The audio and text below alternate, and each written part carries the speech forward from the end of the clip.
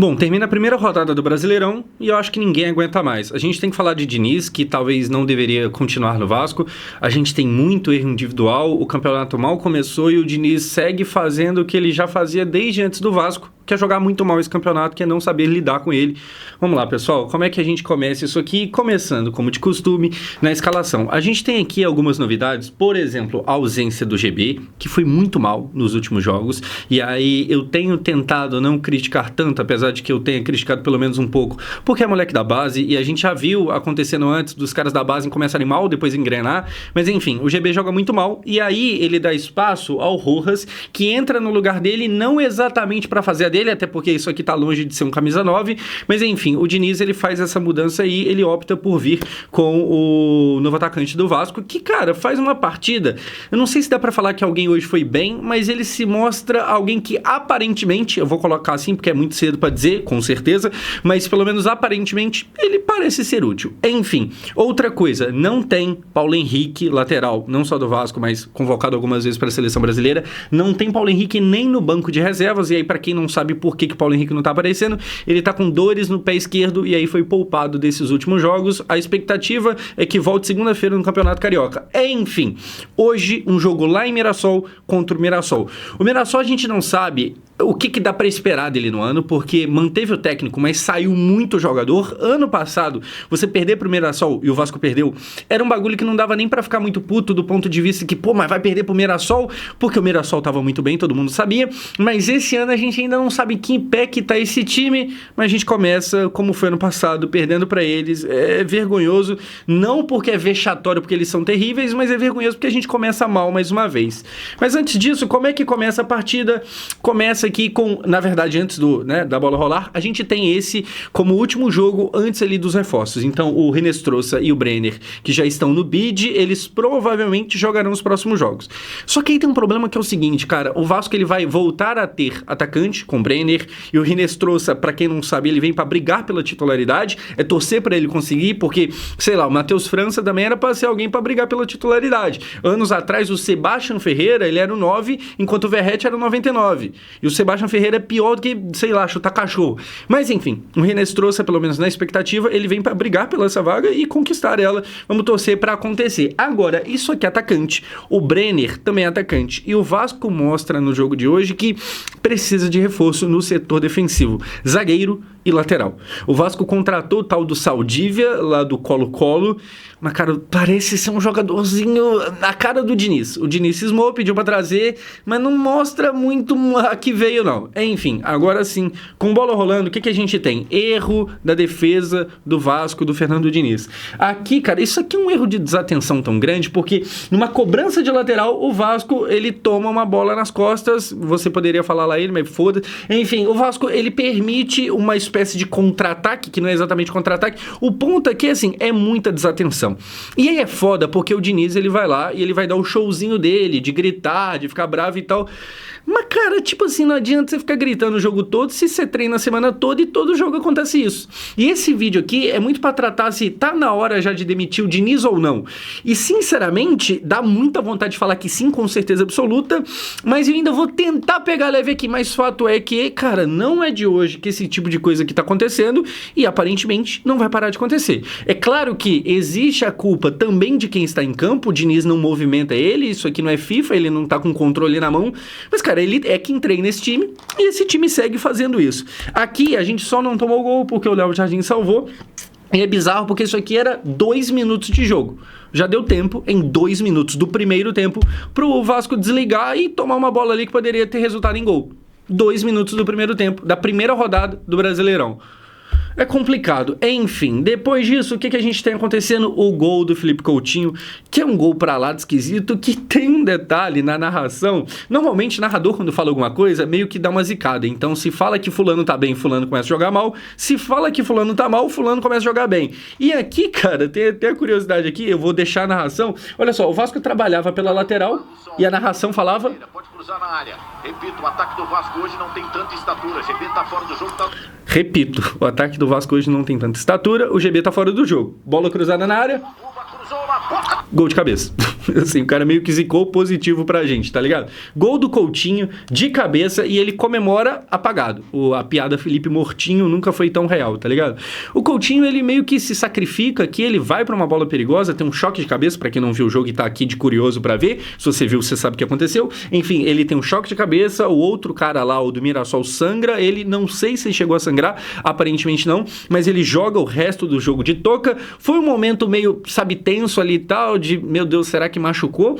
É um gol tão esquisito que não teve comemoração, ficou ali até parecendo que o Coutinho não tinha percebido que ele tinha feito o gol. É claro que ninguém esperava que, desmaiado, ele levantasse e saísse comemorando, né? Mas o time também praticamente que não demonstra, sabe, emoção nenhuma, porque tava todo mundo preocupado. Enfim, o Coutinho, eu particularmente, eu ia falar a gente cobra, mas eu vou puxar só pra mim mesmo.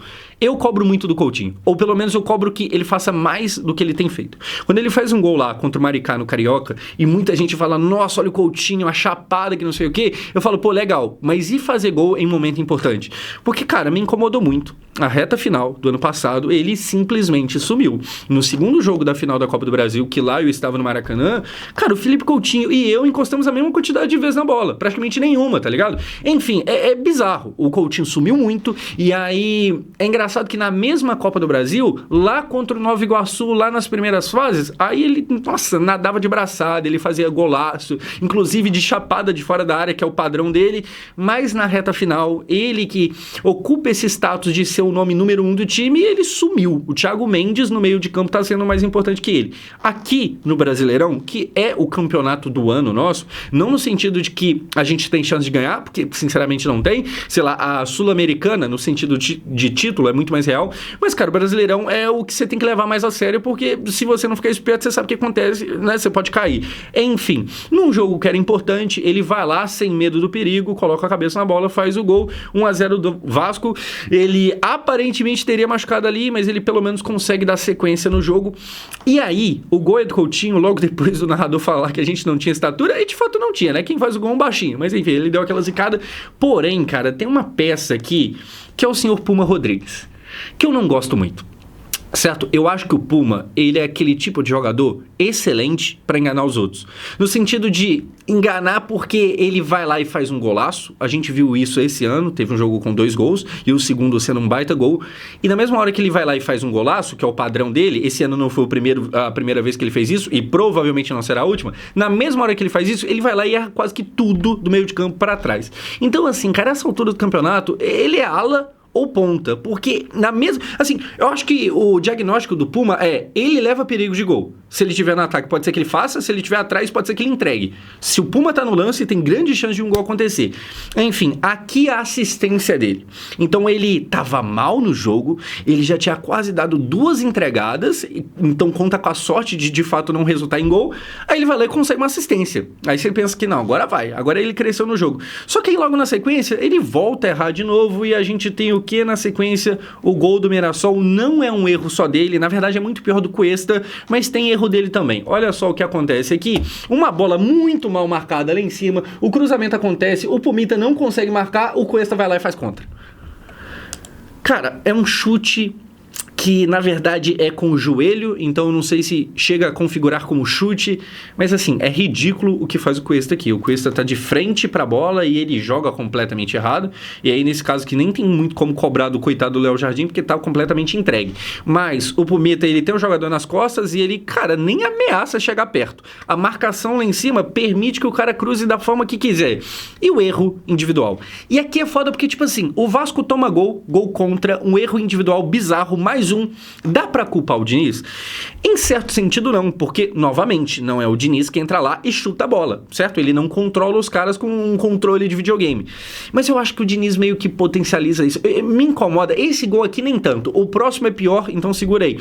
Mas assim, me incomoda como que passa ano e vem ano e sempre tem erro individual. Quando não é um gol contra bizarro, é, sei lá, o Cauã Barros sendo expulso, é o Piton sendo expulso, sempre tem alguém pra fazer alguma cagada. E aí eu volto para um argumento meu do ano passado, que é, cara, quando tem tanto erro individual acontecendo, talvez não seja tão individual assim, talvez exista uma estrutura errada, porque se quase todo mundo tá errando em algum momento em quase todo jogo, algo não tá certo.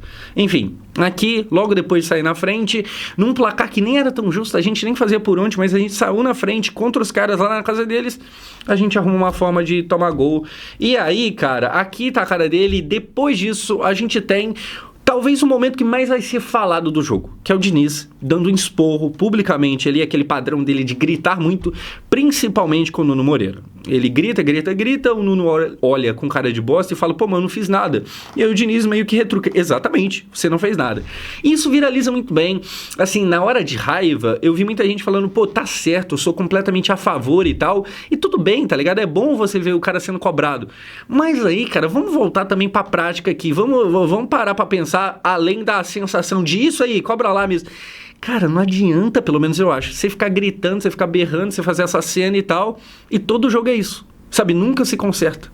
Todo jogo é necessário isso não dá em nada. O próprio Nuno meio que não muda muita coisa. O Diniz pede pra ele recuar um pouquinho mais. E ele de fato recua, mas o time do Vasco não melhora. Muito pelo contrário, depois do gol, o Vasco piora ainda mais. O Vasco some ainda mais o jogo.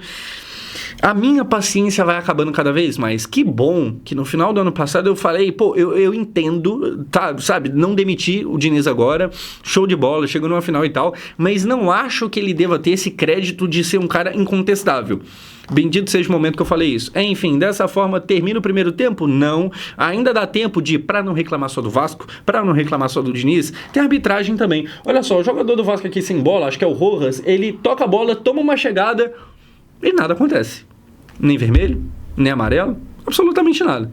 Tá liberado bater sem nem ter disputa de bola. Bacana, arbitragem muito legal. Agora sim, final do primeiro tempo. 1-1. Em números, o que a gente tem nesse jogo? 45% de posse de bola pra gente, ou seja, 55% pra eles, ou seja, mais posse de bola pra eles. Em finalizações, a gente tem uma questão aqui que é, o Vasco finalizou menos, foram 6-8, mas o Vasco finalizou com um pouquinho mais de qualidade. Das 6 do Vasco, 3 chegaram no gol, das 8 do Mirassol, apenas 2. No geral, cara, a gente faz alguns bons momentos, mas também tem muito erro acontecendo. Como eu falei, o gol é de uma sequência de erros e tiveram outros que não resultaram em gol, principalmente com o Pumita ali 2 vezes cagando muito. Enfim, a defesa do Vasco é extremamente desequilibrada, não passa a menor confiança. O Pumita na lateral, quando ele é improvisado no lado que não é o original dele, a gente pensa que ele tá falhando porque ele tá improvisado. Aí quando ele vem pro lado original dele, a gente pensa que ele tá falhando porque talvez ele só seja ruim mesmo. Enfim, tem muita falha. Hoje o Cuesta tava fazendo uma má partida. Eu senti que depois que ele fez gol contra, aí mesmo que perdeu a confiança. No último jogo eu tinha falado algo parecido a isso sobre o Robert Renan, que eu achei que não jogou bem naquele dia. Enfim, a coisa não está funcionando, a coisa simplesmente não rola. Assim, a zaga do Vasco passa essa impressão de que a qualquer momento vai permitir um gol. Então, além dos erros do Pumita, tem também aquele lateral que eu falei aos 2 minutos que, cara, se não é o Léo Jardim, a gente já começa com 2 minutos perdendo o jogo. É muita falha, é muita brecha que nem sempre resulta em gol, que bom, porque senão todo jogo era goleada, mas que não era pra gente permitir olhar como normal, porque uma hora ou outra a gente vai tomar goleada. E assim, nem é o problema goleado, o problema é que, tipo assim, às vezes você nem será goleado, mas você vai ficar tomando gol toda hora, enquanto você vê, daqui a pouco você tá na metade de baixo brigando pra não cair. Problemas de Fernando Diniz. Enfim, no segundo tempo, o que a gente tem acontecendo? Gol do Mirassol. E aqui, cara, se o primeiro gol, apesar de ter muita falha individual, sabe, muita falha da defesa, se aquele primeiro gol não dá pra pesar tanto assim no Diniz, esse aqui é o momento de criticar o dinizismo. Aqui, sim, é o caso. E olha que eu nem faço muito isso aqui. O que acontece? A gente vai ter uma saída de bola tocando. Cara, você pode voltar aqui nos vídeos. Eu não usei muitas vezes essa crítica ao dinizismo, porque aquela ideia de sair tocando, que era o clássico do Diniz, eu nem vejo acontecendo tanto assim. Eu acho que o Diniz, ele tem mais um problema de ficar tocando bola. Quando eu falo Diniz, os times dele, no caso o Vasco agora, tem mais um problema de ficar tocando bola de forma infrutífera, toca um aqui, ali e tal, tem 300 toques a cada 10 minutos, nenhum deles é pra frente, não dá em nada. Esse tipo de jogada aqui nem tem acontecido tanto, mas o que acontece e por que eu falo que isso aqui, pra mim, apesar do Piton ter grande peso aqui, porque é ele quem erra, pra mim talvez o Diniz tenha ainda mais, porque é o seguinte, aqui tá o Léo Jardim, que desde muito tempo, eu sempre falo aqui que pra mim ele sempre foi ruim com os pés. O Léo Jardim, ele tem, sabe, uma deficiência ali com o pé, ele não consegue jogar bem. Antes dessa jogada, o que tinha acontecido? O Cuesta pega uma bola, recua pro Léo Jardim, era uma bola que tava facilmente dominada pelo Vasco, o Cuesta ele não tem ali uma coragem de tentar um passe à frente, tá todo mundo viciado em tocar para trás, e aí se o Cuesta tá sem coragem, eu acho que tem resquício lá daquele gol contra e tal, como eu falei, eu acho que ele perde a cabeça, e aí ele toca pro Léo Jardim, que chuta completamente de graça pro Mirassol. O Diniz ficou muito bravo, porque o Vasco tinha uma bola tranquila, uma bola dominada, e o Vasco devolve de graça. E aí o Diniz orienta aos berros o quê? Sai tocando. E aí o Vasco sai tocando. O Léo Jardim nem ameaça fazer nada, ele deixa com o Thiago Mendes, que olha aqui, o Piton domina, todo errado, se embanana todo, toque errado, o Vasco perde a bola, o Mirassol, portanto, recupera, vai acontecer um passe de letra, chute, desvia no Thiago Mendes, gol dos caras. E aqui o Piton, essa foto não é de hoje, mas ele é, nesse lance em específico, o principal culpado dentro de campo, é muito erro dele, só que aí tem alguém que treina esse time todo dia, que fez em algum momento o Piton entender que era para ele estar naquele lugar ali que nem é dele. O Piton é lateral, ele tá ali do nada, enfim, é muito erro, é muito erro. E aqui, como eu falei, logo antes tinha tido chutão, o Diniz berra que não quer chutão, o time não faz chutão, e a gente perde, a gente toma o gol. Eu volto e dessa forma aqui eu concluo os comentários sobre o Fernando Diniz. Cara, eu acho que a paciência tá acabando. Se você olhar, a grande crítica, a melhor crítica que eu acho que pode ser feita a ele é justamente essa parada do aproveitamento. O Diniz, como eu já falei no passado, muita coisa aqui eu tô me repetindo porque é o mesmo problema de sempre. O Diniz, ele tem os méritos dele. Eu acho que o Diniz é um cara que consegue vender o peixe dele muito bem, porque tem muito jogador que vem pro Vasco porque o Diniz ligou, e aí talvez seja o caso dele deixar de ser técnico e virar telefonista, porque para convencer jogador a vir para um time, ele é maravilhoso. Para treinar o time, eu já não tenho tanta certeza. O Diniz, ele tem uma lábia tão boa que ele foi parar na seleção brasileira. E é claro, ele tinha ganhado uma Libertadores, mas muita gente também ganhou e não apareceu lá. Ele apareceu na primeira. Enfim, cara, eu acho que tem muito erro, eu acho que o aproveitamento desde antes do Vasco já não era grandes coisas. O Diniz, se eu não me engano, nessa passagem, ele tem 41% ou 44% de aproveitamento, que na verdade agora deve ter caído, porque, né, é mais uma derrota. E, cara, com, por exemplo, 41% de aproveitamento no Campeonato Brasileiro todo, se ele segue essa média, a gente tá falando de risco muito real de rebaixamento. Tá ligado? A gente tá falando de um time que, se não cai, fica muito ali na risca. É claro que não é certeza nenhuma de que o aproveitamento médio será o aproveitamento desse ano, mas é o aproveitamento médio. Isso é perigoso. E aí eu acho que se você entrega esse cara aqui, um brasileirão, o tempo todo, a gente pode ter problema. Existe ainda a chance do Vasco dar uma volta por cima com as novas contratações e a gente terminar o ano, como eu vi gente da Globo colocando o Vasco como possível Mirassol 2.0, no sentido de ninguém tá dando nada pro Vasco, o Vasco vai chegar longe. Existe essa chance? Existe. Mas eu começo a ficar cada vez mais com medo. Eu acho que já é o caso de demitir o Diniz agora com certeza absoluta. Ainda fico meio em dúvida, inclusive gostaria de saber o que você pensa. Se você acha que acabou a paciência, tem que ser demitido agora, comente aqui. Eu não tenho tanta certeza assim, mas no mínimo do mínimo, eu já estaria pensando no plano B. Eu já estaria, sei lá, ligando pro Renato Gaúcho para ver se ele tá com paciência para treinar time de futebol, porque ele saiu do Fluminense sem paciência nenhuma, pensando em outras opções se o Renato disser um não. Enfim, eu acho que não dá para o Vasco montar um projeto sem ter nenhuma opção secundária, porque o Diniz é muito arriscado. Pode ser que dê certo, ele já ganhou Libertadores, pode ser que ele coloque você na lanterna do Brasileirão, o mesmo que ele fez com o time que ele ganhou Libertadores. Enfim, é um técnico muito complexo.